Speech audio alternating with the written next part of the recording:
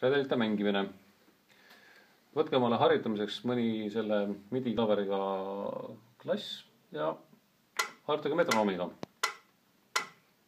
Võib-olla see tempo on isegi alguses kiire.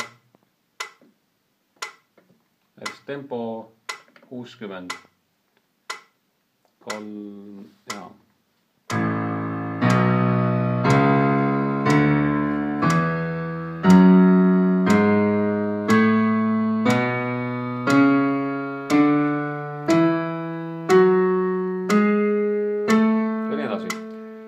Ülesandeks on siis kvaliteeti hoida.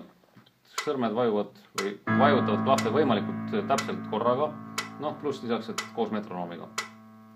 Eks seda tempot võib tasapisi suurendada, kui see sõrmestus on teada ja muidu hakkab see paremini sõrmedes istuma. Siis samamoodi metronoomiga võiks harjutada ka akorde kitsas seades. 2.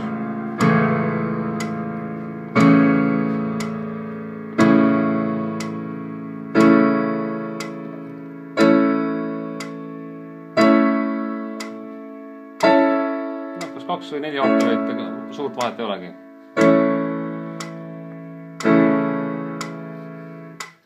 Ja üks harjutus Special Rasmusele, aga ka teistele, kes soovivad.